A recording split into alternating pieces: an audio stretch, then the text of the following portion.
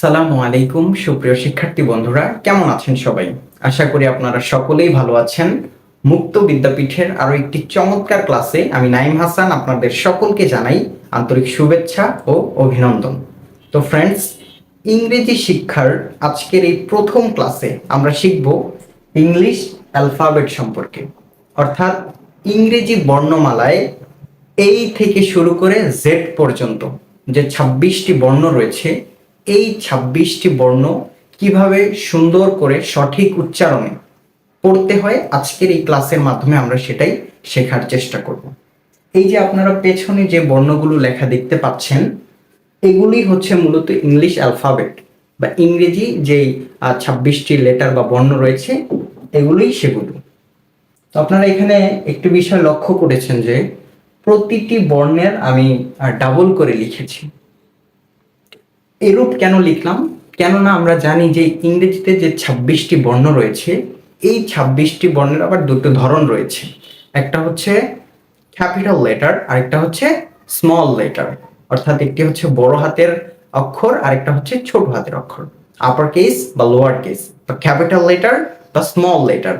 তো আপনারা প্রথমে অর্থাৎ বা পাশে অক্ষরটা দেখতে পাচ্ছেন বা যে বর্ণটা দেখতে পাচ্ছেন সেটা হচ্ছে ক্যাপিটাল লেটার, আর এর পাশে যেটা দেখতে পাচ্ছেন সেটা হচ্ছে স্মল লেটার। ওকে, তো এরূপ ভাবে প্রত্যেকটি লেটার বা বর্ণেরই স্মল ক্যাপিটাল দুটো টাইপই লেখা আছে। কেমন?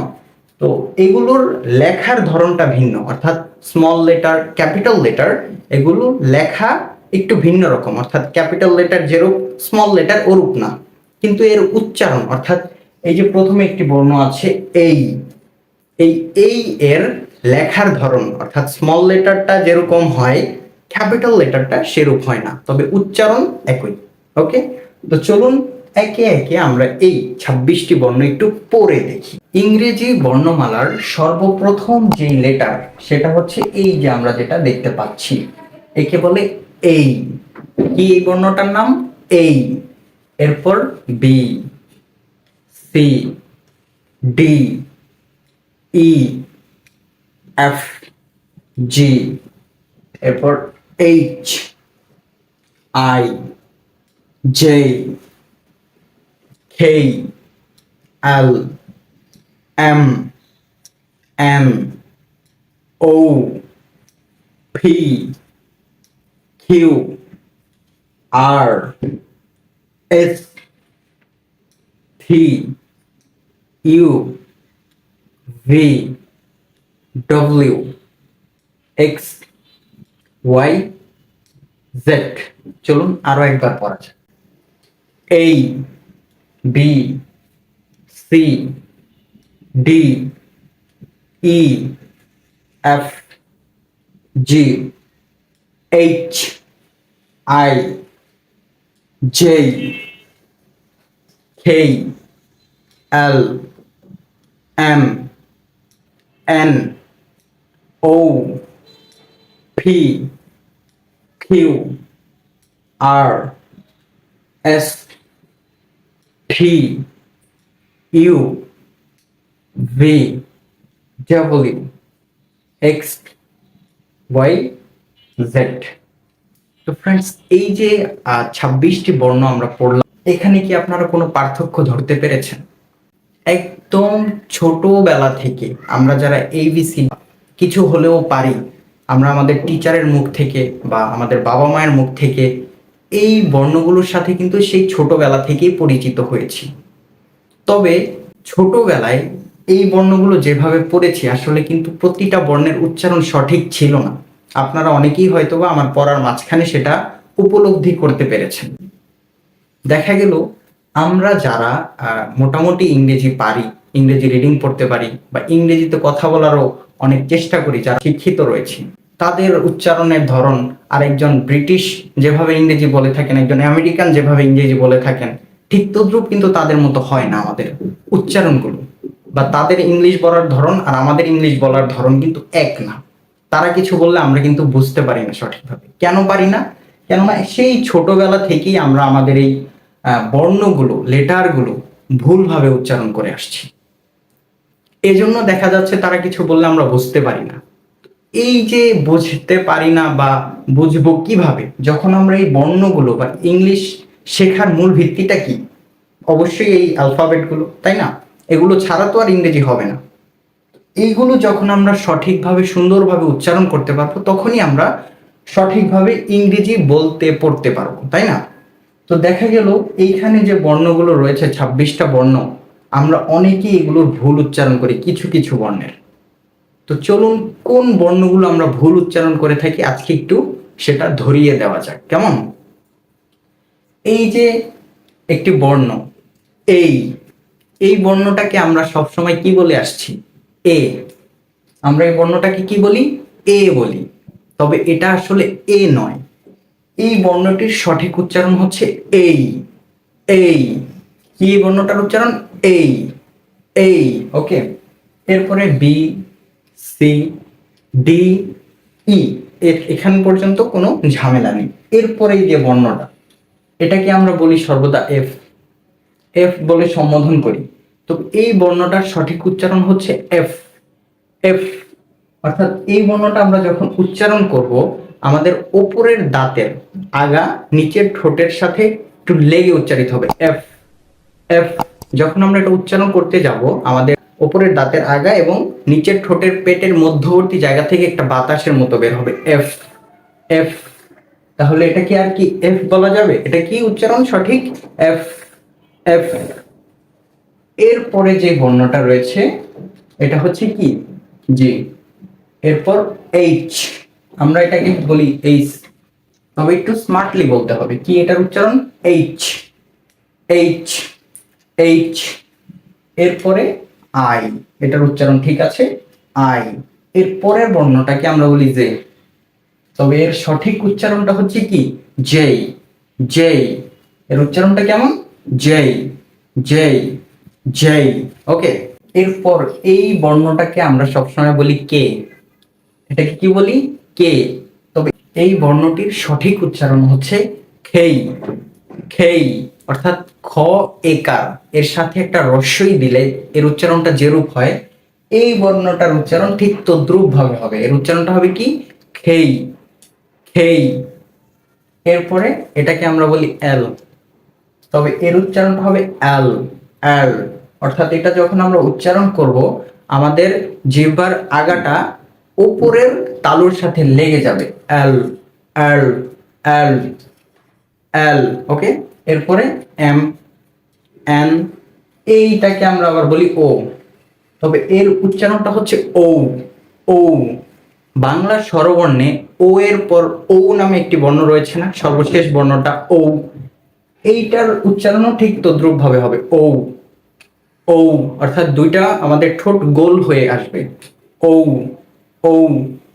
এরপরে এই যে একটি বর্ণ, এটার নাম হচ্ছে ফি, কিন্তু আমরা বলি কি? পি। আমরা বলি কি? পি, তবে এর উচ্চারণটা হচ্ছে ফি। ফি, অর্থাৎ আমাদের দুটি ঠোঁট একসাথে লেগে যাবে, তারপর ভেতর থেকে একটু ধাক্কা দেওয়ার মতো বাতাস বের হবে। ফি। ফি, কি এর উচ্চারণ? ফি। ফি। এর পরের বর্ণটা হচ্ছে কিউ। কিউ, আমরা বলি কিউ। আমরা বলি কি? কিউ, তবে এর সঠিক উচ্চারণ হচ্ছে কিউ। কিউ। এরপরে আর। আর, এটার আবার এটা আমেরিকানরা বলে থাকে আরই বলে, আমরা সচরাচর যেভাবে উচ্চারণ করি আর, সেভাবেই তারা উচ্চারণ করে আমেরিকানরা। তবে ব্রিটিশরা আবার এটাকে বলে আ।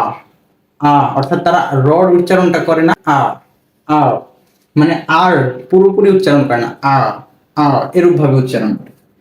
এরপরে এটা হচ্ছে এস।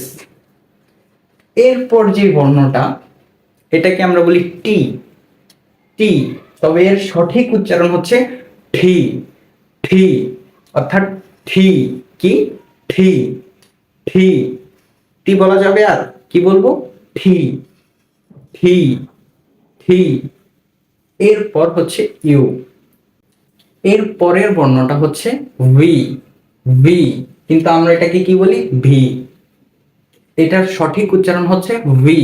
এই যে আমরা এখানে এফ বর্ণটা উচ্চারণ করেছি ঠিক যেভাবে আমাদের উপরের দাঁত নিচের ঠোঁটের পেটের সাথে লেগেছে, এরপর এফ এভাবে উচ্চারণ হয়েছে। এইটাও ঠিক তদ্রূপ ভাবেই ওই উপরের দাঁতটা নিচের ঠোঁটের পেটের সাথে একটু লেগে ভি ভি ভি, যেমন শব্দ রয়েছে ভেরি ভেরি, আমরা বলি কি ভেরি, তাই না? আমাদের লেটারের উচ্চারণগুলো সুন্দরভাবে হয় না বলেই কিন্তু শব্দগত উচ্চারণ, অর্থাৎ একটি ওয়ার্ড যখন আমরা উচ্চারণ করতে যাই তখন সেটা আর সুন্দরভাবে উচ্চারিত হয় না। তো এটার উচ্চারণটা কেমন হবে? V V V.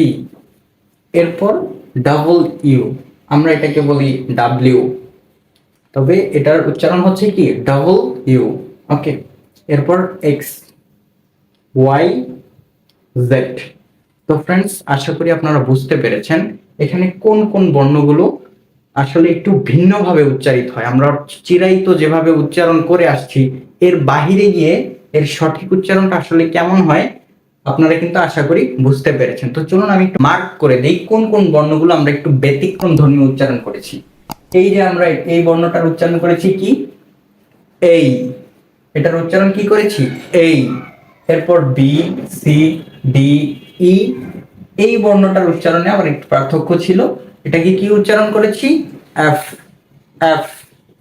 এরপর জি, এরপর হচ্ছে কি এইচ, এটা কি এইচ এইচ। এরপর আই, আর এই যে জেই, এর উচ্চারণটা কেমন জেই জেই জেই, বোঝা গেল?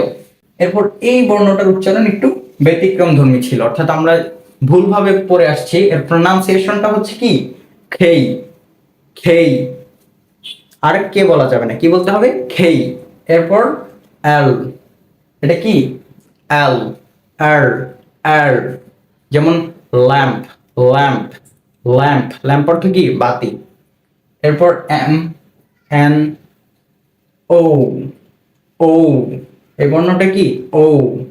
এরপর ফি ফি কিউ, বর্ণটার নাম কি কিউ। এরপর আর আর, তারপর এস, এই বর্ণটাতে আবার একটু আমরা ভুল উচ্চারণ করে ফেলি, এটা হচ্ছে কি ফি ফি ইউ ভি, এর উচ্চারণটা কেমন ভি, আর আমরা বলি কি ভি ভি, আর বলা যাবে না, বলা যাবে না, কি উচ্চারণ করতে হবে ভি ভি। ওকে, এরপর W X Y Z. তো ফ্রেন্ডস, আশা করি আপনারা এই বর্ণগুলোর সঠিক উচ্চারণটা বুঝতে পেরেছেন। তো চলুন আরো কয়েকবার একটু সুন্দর করে আমরা এই বর্ণগুলো পড়ার চেষ্টা করি, কেমন? এই যে বর্ণটা হচ্ছে কি এই এই, B C D E F G H I J. এরপর খেই আর M N O P P Q R S T U V V W X Y Z. আবার বলা যাক এই B C D E F G H I J. এরপর এটার উচ্চারণ কেমন খেই খেই আর M N O P Q R S T U V W X Y Z. তো ফ্রেন্ডস, আশা করি আপনারা এই বর্ণগুলো বুঝতে পেরেছেন। আমাদেরকে এই বর্ণগুলো পড়াতে কিন্তু কোনো ভুল করা যাবে না, কেমন? কোন বর্ণটা দেখতে কেমন এবং এর উচ্চারণ কেমন, আপনারা এগুলো অত্যন্ত মনোযোগ সহকারে দেখে শিখে নেবেন। ওকে, আমরা যখন এগুলো সঠিকভাবে পড়তে পারবো, আমাদের ইংরেজি শেখার ক্ষেত্রে, ইংরেজি পড়ার ক্ষেত্রে অলমোস্ট 20% হয়ে যাবে। আমরা যখন এগুলো সুন্দর করে পড়তে পারবো, ইংরেজির 20% আমরা ধরে ফেলতে পারবো। ঠিক আছে? তো আপনারা সুন্দরভাবে এগুলো চেষ্টা করবেন শেখার জন্য। তো ফ্রেন্ডস, আজকের ক্লাসটা এ পর্যন্তই। যদি ক্লাসটা একটু ভালো লেগে থাকে একটি লাইক, যদি কিছু বলার থাকে কমেন্ট, এবং আপনি যদি স্যারের চ্যানেলে নতুন হয়ে থাকেন প্লিজ সাবস্ক্রাইব করতে ভুলবেন না। সাবস্ক্রাইব করে বেল আইকনটি অবশ্যই বাজিয়ে রাখবেন যেন মুক্ত বিদ্যাপীঠ থেকে প্রকাশিত ভিডিও আপনার নিকট সকলের আগে পৌঁছে যায়। তো সকলের সুস্বাস্থ্য কামনায় আজকে এখানেই বিদায় নিচ্ছি। সবাই ভালো থাকবেন, সুস্থ থাকবেন। আল্লাহ হাফেজ।